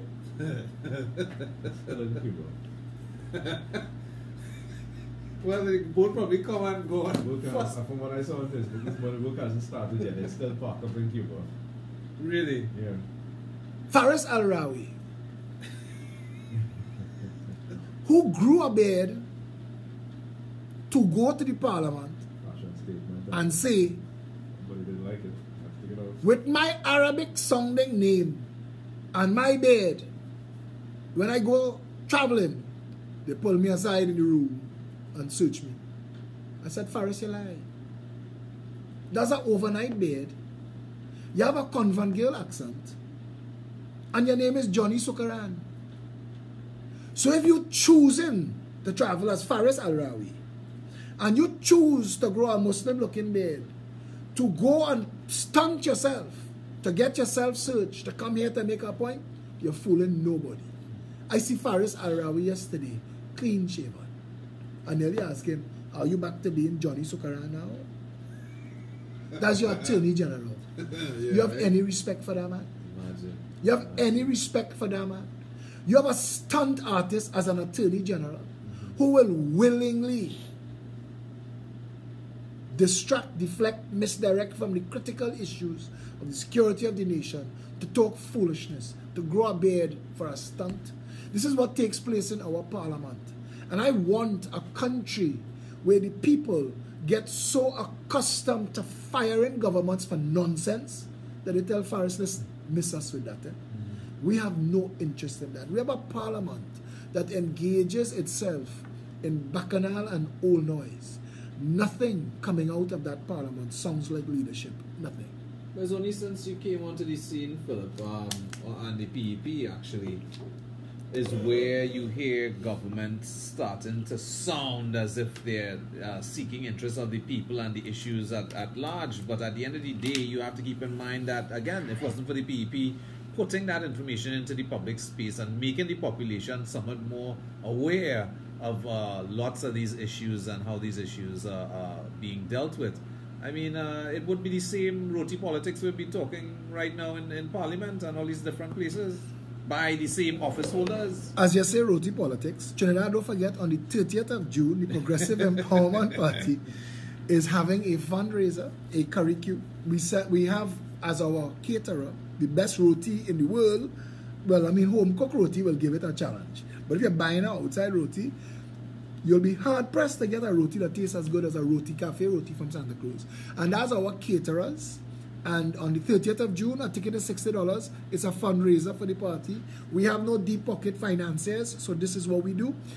Tony Defoe here with me. He has tickets. Satish Ramsaran. You could message me. I will leave some tickets with Kevin. He could sell some tickets here. Maybe we could do a call-in show. I'll talk to Robert sometime between now and the 30th of June, and people would call in and win themselves a ticket or two.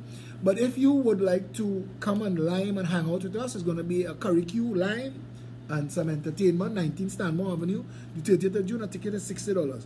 Also, there will be lobster and oxtail roti available, but that's on special order at an increased price. If to those of you who keep hearing me talk about You know my monthly lobster roti that I go for, and you No, would like to the lobster lash. The lobster does red lash, brother. on this radio station. Kevin, I, and Robert was here, and I told Robert Amar here. I said I went to get a lobster roti by Roti Cafe. But if you know me, bhaji rice, pigtail, oxtail, them thing is road march in my house. So when I there, I see on the board a lunch, bhaji rice and stew oxtail. It caused a conundrum. Because I want my lobster roti, that's what I tried there for. But it's stew oxtail, brother. It's stew oxtail and stew oxtail, brother. So, being the bachelor that I am, I had one day and one to go. So I took the oxtail home, and brother, the woman who cooks for Roti Cafe, she have skill, she have talent. Let's take this call, we'll come back to that. Oh boy, good. Hi, good morning.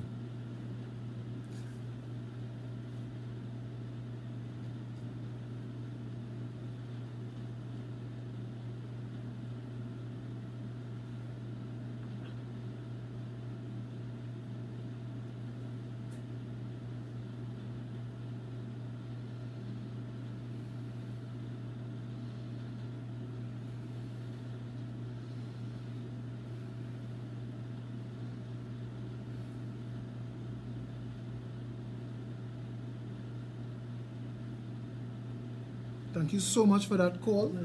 That caller is she said she's a supporter of another candidate, but she wants a debate between us, our team, and the other teams. And That'd I be think great. That's no, but awesome. she's correct. And as we get closer and closer to election, it will force itself because the Progressive Empowerment Party Keep throwing out the challenge. has. You know, get themselves and all their lawyers to come with them for the. No, I don't care what they bring. I tell you, we'll go to Balize House for the debate. I don't care. We're debating your track record and your plans. And I walk in with your last four manifestos and Vision 2020 and Vision 2030. Defend your track record. Good morning. Hello, good morning.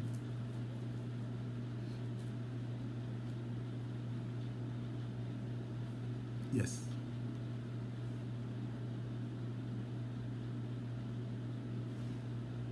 I know that. Police officers talk to me and they tell me that. And it is why I tell people, and I say it on the radio all the time, that Trinidad and Tobago has a lot of very good, hard-working, law-abiding, decent, capable police officers that if they were given a proper functional police service would have this country running safe and secure.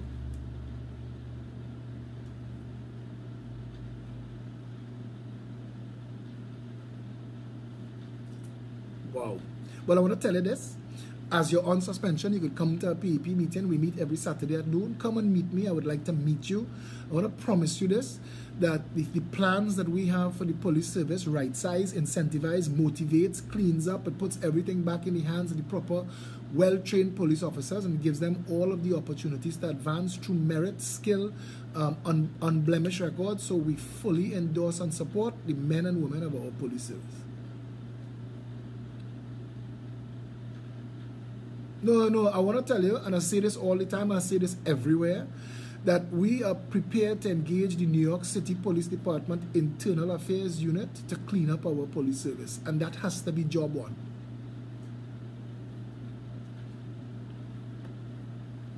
When you meet me, you could talk to me off air. No, but I know a lot of police officers.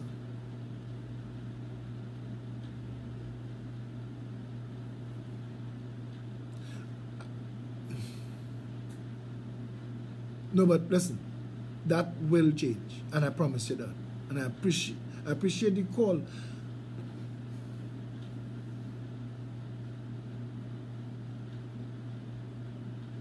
Absolutely, absolutely, but that is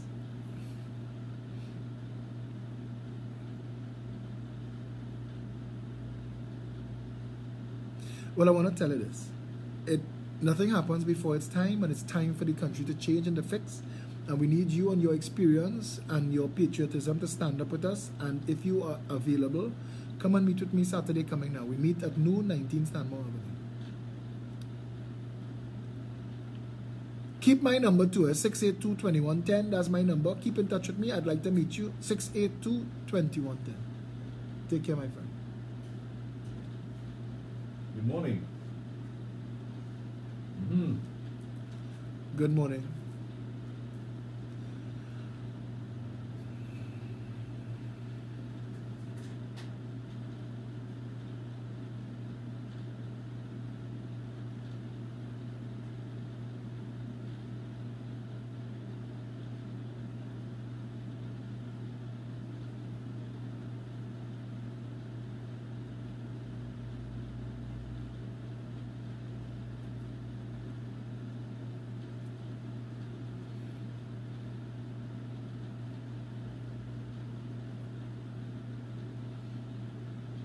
But I want to promise you this, caller, and this for those following on social media who's not hearing it, and I apologize for this. We gotta find some way to solve this, Kevin, so that people on social media could hear the calls. This caller is calling to underscore what we're discussing about the banks, and he's calling for national debates on that. And I want to tell you this.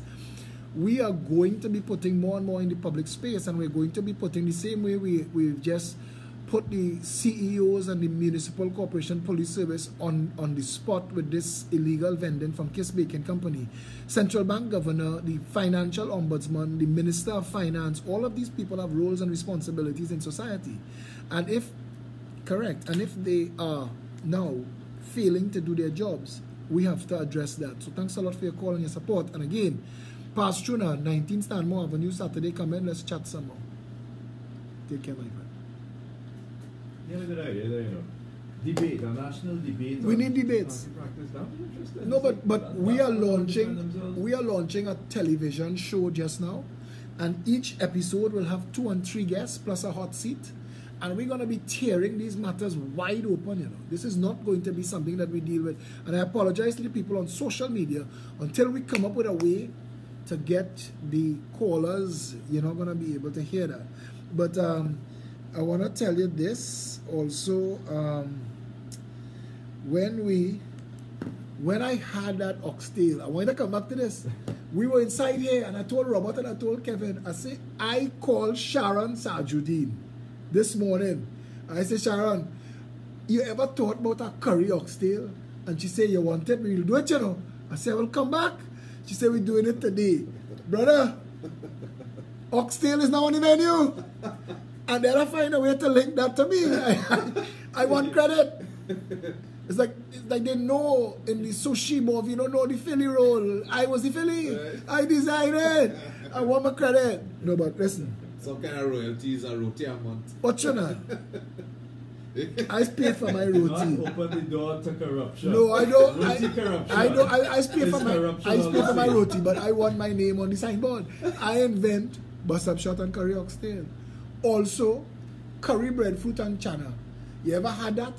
No. No, I don't think I will. They make that as well? No, but I want to get him to bring it out. Watch me. Curry breadfruit. I don't think personally I can handle my breadfruit curry. I don't think so. Curry breadfruit, brother, have a sweetness to it that you wouldn't believe.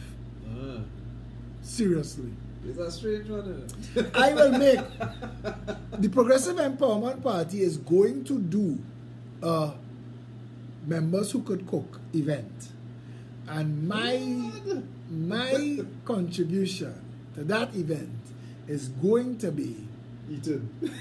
well, besides eating, my contribution to that event is going to be Philip Edward Alexander's signature curry breadfruit. What? I tell you, sir, I have a friend named Maurice Nunes. He could tell you, eating curry breadfruit by me, he bite a hole in his finger. it tastes so good, I tell you. Wait, my finger. So, and that's coming, Satish and Debbie Lee, the team organizing members who could cook. Make sure you get tickets for that, because that will be a session. Yeah. That will be a session. That'll be serious. And actually put on weight. What's your signature dish? Barbecue. Give me the grill. The grill I will barbecue and what? You have to barbecue something. Everything. Barbecue stingray. Bring it. Barbecue and bring it. scorpion fish. It's a flame broil. You have to get them something that they don't get any and everywhere. When people hear curry breadfruit have a natural sweetness there, brother. And it's that's why I can't see curry. it's add a little starchiness to with the breadfruit? curry. Yeah, I haven't tasted that, but I You see I what? wouldn't be willing because if you think about it, the breadfruit kind of works as how the potato would. Yeah, within but the it's- curry. it has And a- both of it's y'all, one potato. and both of y'all hear this. Hear me well. When you taste curry breadfruit, you say potato lost. Well, you have my belly kind of growling right now. But now you imagine that you sit down with a curry oxtail and breadfruit Yeah, but it sounds very interesting. I would mind actually and trying body. Any roti shop that want me to come and try your roti, and I endorse you if your roti good, I'm telling you this now, you have to have body. I don't understand roti shops that selling pak choy. I don't put it on pak choy. Not necessarily. No. That's No, on no, the no, side, no, not no. in it. Wait. That's just me. There should be an organization of state responsible for You would. certifying roti shops. Right? You should have a roti license. I'm not joking. You see, that's why there's waste tax. Nobody, no license. Nobody, shut them down. Shut them down. No. Horrible. I remember when Patraj was new. I used to work in El Socorro at Holiday Foods. And we used to go, boy, Patraj, you could get a kingfish roti partner. And I thought to myself, wow. Oh, You ever had that? no, it's not good. Kingfish roti. That's when Patraj was new. I mean, time passed, everybody's they're not like they was. That was the time when you could have stopped by the gas station and eat a das baigani pie with chana and mango and pepper. And they closed down that gas station. I ain't know where das gone, but telling you, boy, whew, das knew me well. I get das to bring fried plantain as a topping. It's not like my belly, you know.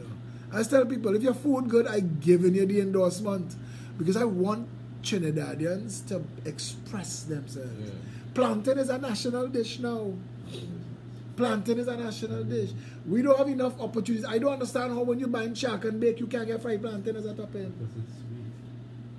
I don't know. My mother used to fry plantain and throw sugar in it. We loved it. Venezuelan blood. I don't know. It used to taste She good. have I your like mother it. have Venezuelan blood because that's a Venezuelan thing. When I used to work, That's how I know plantain growing up. Fried with sugar on it. Really? Yeah. my first job, there had a lady named Minzy the freighter. She used to take care of us and all of us who were the workers. And anytime you're having a bad day, Minzy will fry some plantain and throw some brown sugar and cheese on that. But, Stop with the food. Stop with the food. no, but you see, we have food courts in this country that's supposed to overflow with Trinidad fare. Yeah. Trinidad, we could stew and curry anything, and I would love to see stew and curry war. Stew and curry, you know, they have a country, I think it's Singapore, that when they make the curry, they put boiled egg in it. Boil it. I will try that. Put boiled egg in everything. Boiled egg in soup, boiled egg in stew. Kevin, you need, Something not right there. you know, you see how we like pepper sauce? They have Yeah. countries that like this thing called fish sauce. And fish sauce is raw fish that they let ferment in a drum with spices, just like how we like pepper sauce. And you really analyze the taste of pepper sauce from a non-partisan point of view. You realize we like the sour, acidic burn of the decay. And they just add that. Well, they have everybody have their thing. Our pepper sauce though. Yeah. Our pepper sauce. The closest I think somebody come to mass marketing real Trini pepper sauce is Bertie's. Bertie's. Yeah. It's You remember true. that? Yeah. It's He true. good, eh? It's alright. He good. No, he good. I mean, they have homemade pepper sauce that will beat it hands down. Correct. But if you had to buy a pepper sauce, That's mass produced. mother-in-law is a brand now. How it tastes? Is this good? But Bertie consistent. His color, his texture, his taste, the burn. A partner of mine said he wanted to start a pepper sauce company called Bunny Mouth. Bun your mouth. That's what pepper sauce is supposed to do. Interesting. Back on track and back on point. We have about 9 more minutes. They have me talking food because we're talking about the Progressive Empowerment Party and its fundraiser on the 30th of June.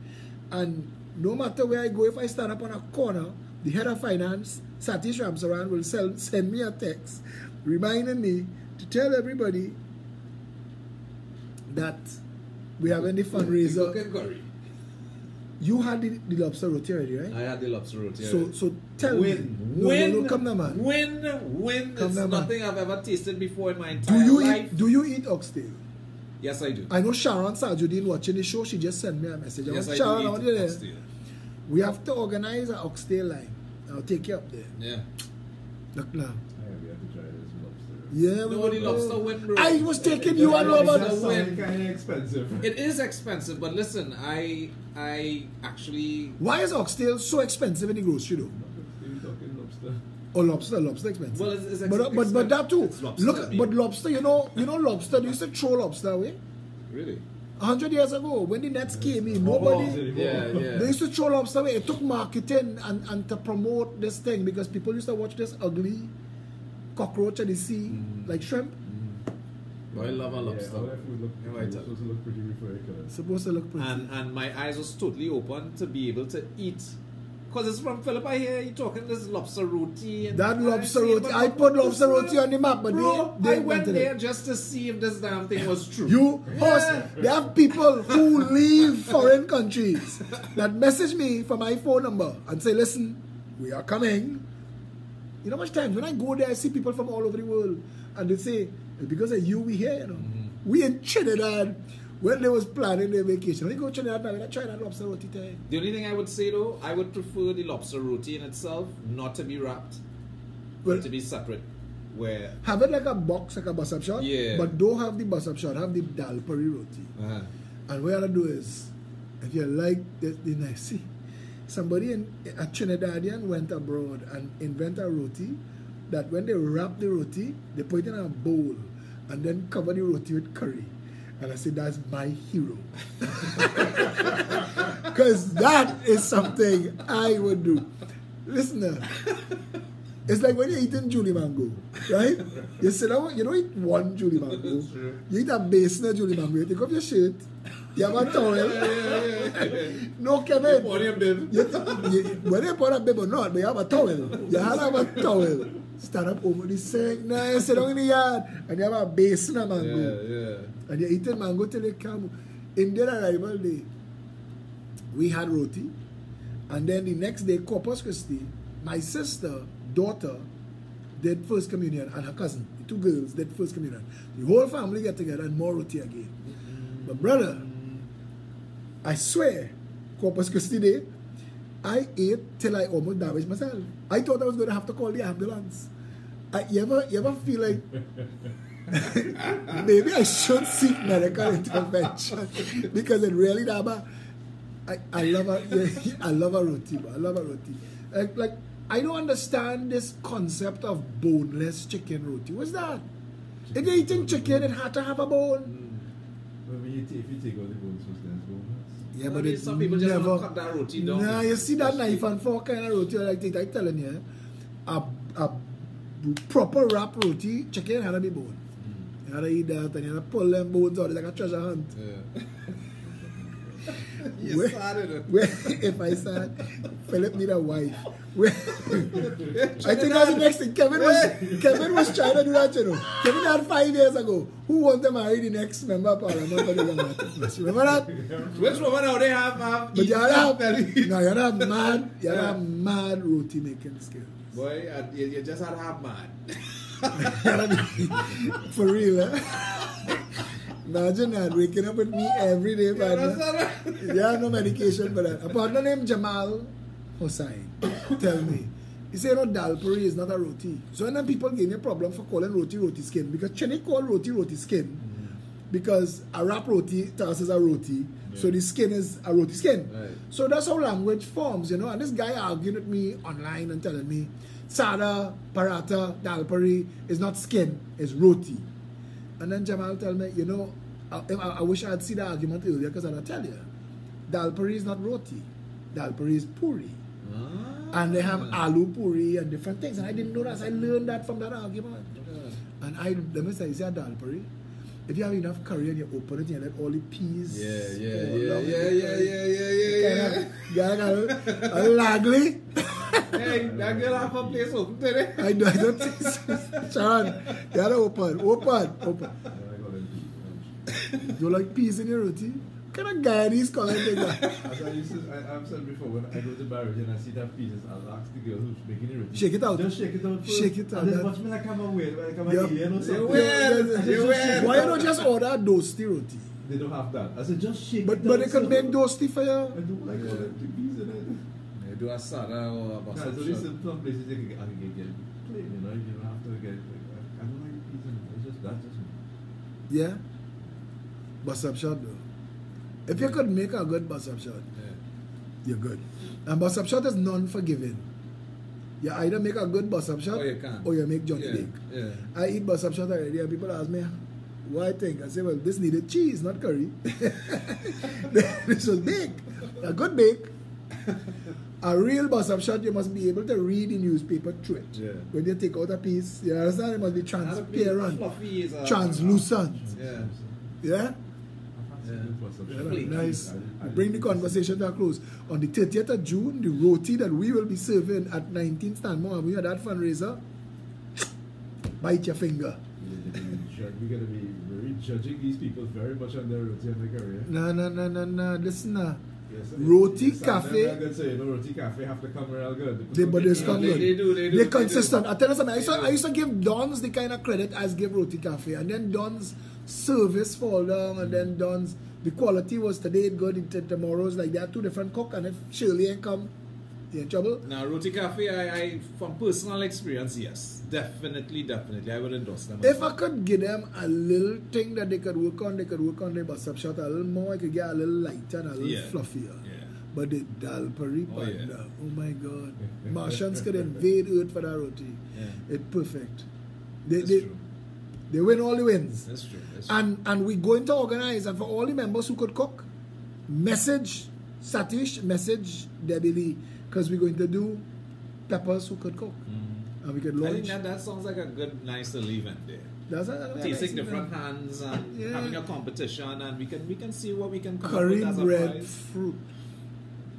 Yeah? Curry bread fruit. The real flick. Curry bread fruit.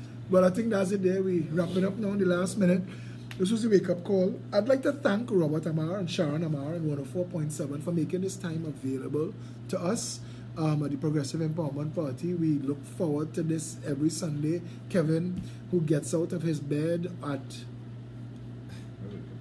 the crack of dawn on a Sunday. We talk to Kevin on a Sunday morning. Producing the show today, he sounds like he is not impressed at all. Anyway, Tony, get him there. Trinidad and Tobago, once again, thank you for tuning in, and check us out next week. And it was a very informative session today. And again, don't forget the Curry Cube happening at the end of the month. It's going to be totally awesome. So certainly you guys want to come down for that. And we're here next week Sunday, I believe. We're also working on a weekly morning show. For those of you who get this on the rerun and say, Philip, all you're mad, I ain't waking up 8 o'clock on a Sunday morning. It is what it is, yeah? So thank all of you tuned in. Thank 104.7, all the loyal, lovely listeners. Thank everybody who's been here. Until we see you again and speak to you again, stay safe, Trinidad and Tobago.